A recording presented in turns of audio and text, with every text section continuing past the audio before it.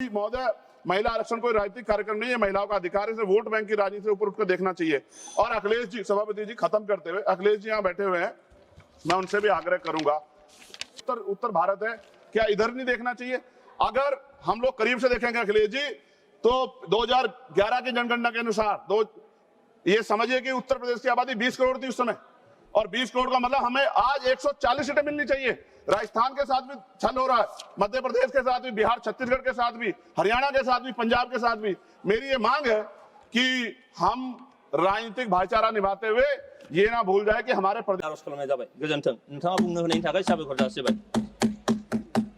माननीय श्री चंद्रशेखर जी। धन्यवाद सभापति जी।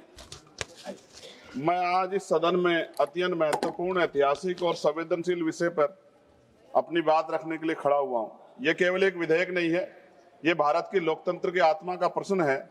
यह उस न्याय की परीक्षा है जिसकी नींव हमारे संविधान में रखी थी, और यह उस विश्वास का सवाल है जो देश की करोड़ों महिलाओं के संसद से जुड़ा हुआ है। सभापति जी, मैं शुरुआत से स्पष्ट कर देना चाहता हूं कि हम महिला आरक्षण के पक्ष में हैं और हम इसे महिलाओं का संवैधानिक अधिकार मानते हैं। लोकतंत्र में समर्थन और सवाल दोनों साथ चलते हैं। मेरी तो सरकार से मांग है कि आधी आबादी 50% है, 33% की, उनको बढ़ा के 51% कर देना चाहिए। जब बराबरी महिलाओं को तो सदियों से नहीं मिला, जो वो बढ़ के मिलना चाहिए। सरकार की और हाउस की ये मंशा होनी चाहिए सभापति जी। लेकिन आरक्षण से पहले सुरक्षा के बारे में तो बताना चाहिए कि एनसीआरबी का डेटा क्या कह रहा है। तमाम सरकारों में महिलाओं पर हिंसा हो रही है, इसका जवाब भी सरकारों को देना चाहिए कि जब महिला सुरक्षित नहीं होंगी तो उनके अधिकार की रक्षा कैसे होगी। जब हम महिला सशक्तिकरण की बात करते हैं तो ये कोई नई सोच नहीं है, ये उस परंपरा की निरंतरता है जहां सावित्रीबाई फुले, मां रमाबाई, अहिल्याबाई होलकर, फातिमा शेख, झलकारी बाई, महुदा देवी पासी, अवंतिकाबाई लोधी, मां फूलन देवी जैसी वीरांगनाओं के संघर्ष हमारे सामने उदाहरण है।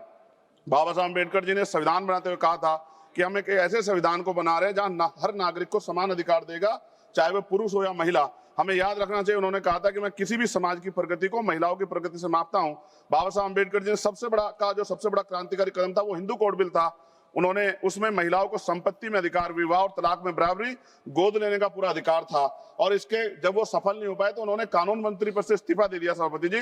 महोदय, 73वें 74वें संविधान संशोधन जिसके तहत अनुच्छेद 243D और 243T में स्थानीय निकायों में महिलाओं के लिए आरक्षण सुनिश्चित किया गया। आज लाखों महिलाएं पंचायत और नगर पालिकाओं नेतृत्व कर रही है। वो अलग बात है कि बहुत बड़ी संख्या में महिला प्रतिनिधि अपने निर्णय स्वतंत्र रूप से नहीं ले पाती, क्योंकि हमारे समाज ने भी पुरुषों और महिलाओं की बराबरी को स्वीकार नहीं किया। कहीं पिता, कहीं पुत्र, कहीं पति उनके निर्णय लेते हैं। ऐसा बहुत बड़े पैमाने पर देखा गया। भाषण चाहे कुछ भी दिया जाए, लेकिन सत्यता यही है सभापति जी।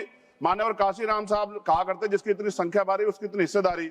इन्हीं विचारों की कसौटी पर अगर वर्तमान महिला आरक्षण कानून को परखा जाए तो स्पष्ट हो जाता है कि 33% आरक्षण आधी आबादी के साथ पूर्ण न्याय नहीं करता। और यदि 33% आरक्षण दे भी दिया तो सबसे बड़ा प्रश्न यह उठता है कि SC, ST और OBC और मुस्लिम वर्ग की महिलाओं को वास्तविक प्रतिनिधित्व कैसे मिलेगा, क्योंकि वर्तमान व्यवस्था में कोटे के अंदर कोटे कोई प्रावधान नहीं है। इसका सीधा अर्थ यह है कि आरक्षण उन वर्गों तक सीमित रह सकता है जिनके पास पहले से ही सामाजिक, आर्थिक और राजनीतिक संसाधनों तक पहुंच है। ऐसे में दलित, आदिवासी, पिछड़े और मुस्लिम वर्ग की महिलाओं जो सबसे अधिक वंचित है वो हाशिए पर रह जाएंगी, फिर से प्रतिनिधित्व से बाहर रह जाएंगी। ये न केवल महिलाओं के अधिकारों के साथ अन्याय है बल्कि सामाजिक न्याय की अवधारणा के भी खिलाफ। आज जरूरत है केवल आरक्षण देने की नहीं बल्कि न्यायपूर्ण और समावेशी आरक्षण सुनिश्चित करने की है। आप तो कोटे में उपवर्गीकरण यानी कि कोटे के अंदर कोटे की बात करने वाले हैं, तो महिला आरक्षण में इसे लागू करने के पीछे आप लोग क्यों रह गए? क्योंकि जब तक सबसे वंचित महिलाओं को उनका हक नहीं मिलेगा तब तक कोई भी आरक्षण अधूरा ही रहेगा। ये लड़ाई केवल आरक्षण की नहीं, ये लड़ाई बराबरी, सम्मान और असली लोकतंत्र की है। सभापति जी, मैं सदन के माध्यम से हो रही चर्चा के बीच एक मूलभूत प्रश्न उठाना चाहता हूं। सामाजिक न्याय की वास्तविक स्थापना कैसे होगी? हम सब जानते हैं कि बाबा साहब अम्बेडकर ने दलितों और वंचितों समाज के राजनीतिक सशक्तिकरण के लिए पृथक निर्वाचन की मांग की थी। उसका स्पष्ट मत था कि जब तक दलित समाज में को अपने प्रतिनिधि स्वयं चुनने का अधिकार नहीं मिलेगा तब तक उनका वास्तविक सशक्तिकरण संभव नहीं है।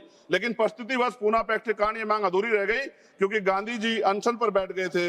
मैं इतिहास को नहीं दोहराना चाहता, लेकिन उस समझौते ने दलितों को आरक्षण तो दिया लेकिन स्वतंत्र राजनीतिक आवाज छीन ली। माननीय सभापति जी, बहुजन आंदोलन के महानेता काशीराम जी ने अपनी प्रसिद्ध पुस्तक चमचा युग में भी इस व्यवस्था की सीमाओं को उजागर किया है।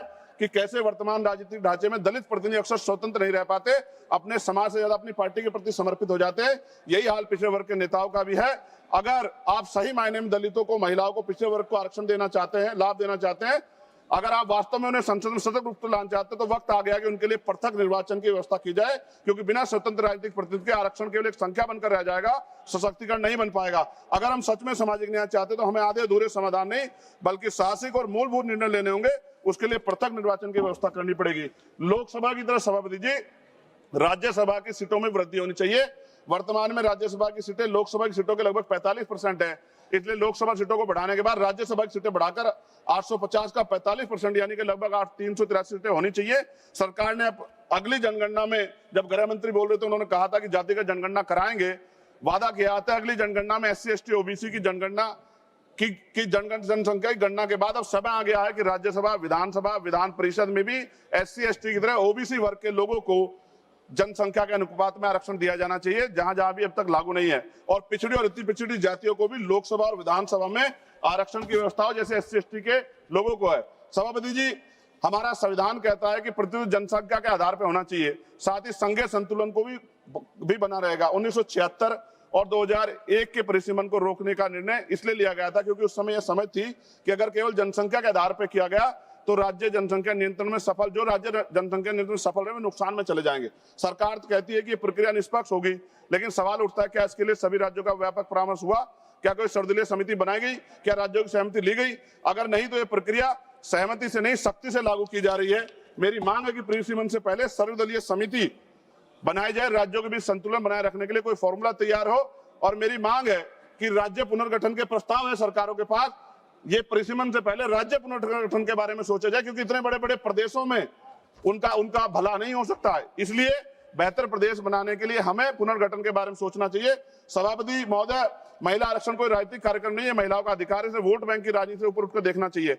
और अखिलेश जी, सभापति जी खत्म करते हुए, अखिलेश जी यहाँ बैठे हुए हैं, मैं उनसे भी आग्रह करूंगा, राजनीति में 1 vote 1 man 1 vote 1 vote 1 value के सिद्धांत पर लोकतंत्र टिका हुआ है। आप देखिए कि दिल्ली की आबादी क्या है और उनको मिल क्या रहा है। हम साउथ के प्रदेशों की चिंता करते हैं, लेकिन क्या ये जो हमारा प्रदेश है, उत्तर भारत है, क्या इधर नहीं देखना चाहिए? अगर हम लोग करीब से देखेंगे अखिलेश जी, तो 2011 की जनगणना के अनुसार ये समझिए कि उत्तर प्रदेश की आबादी 20 करोड़ थी उस समय, और 20 करोड़ का मतलब हमें आज 140 सीटें मिलनी चाहिए। राजस्थान के साथ भी छल हो रहा है, मध्य प्रदेश के साथ भी, बिहार छत्तीसगढ़ के साथ भी, हरियाणा के साथ भी, पंजाब के साथ भी। मेरी ये मांग है कि हम राजनीतिक भाईचारा निभाते हुए ये ना भूल जाए कि हमारे प्रदेशों के क्या हाल है। आप समझ के देखिए, एक MP कितने क्षेत्रों को कवर कर सकता है? इतनी बड़ी बड़ी लोकसभाएं बनी है। तो ये आज आवश्यकता है कि हम उत्तर का भी ध्यान रखें, हम लोग नॉर्थ का भी ध्यान रखें, और ऐसा कॉमन मिनिमम प्रोग्राम बनाए जिसमें उत्तर प्रदेश का जो 20 सीटों का नुकसान हो रहा है, अगर ये लागू हो जाएगा तो भी वो 20 सीटों का नुकसान की भरपाई कैसे होगी, इसके बारे में ध्यान रखते हुए, और पिछड़े वर्ग की महिलाओं को, मुस्लिम वर्ग की महिलाओं को, और पिछड़े और अति पिछड़े समाज को लोकसभा और विधानसभा में भी आरक्षण की व्यवस्था करानी चाहिए। ऐसी मेरी मांग है। बहुत बहुत धन्यवाद। जय भीम, जय भारत, जय संविधान। बाबा साहब अम्बेडकर जिंदाबाद। मान्यवर काशीराम साहब अमर रहे।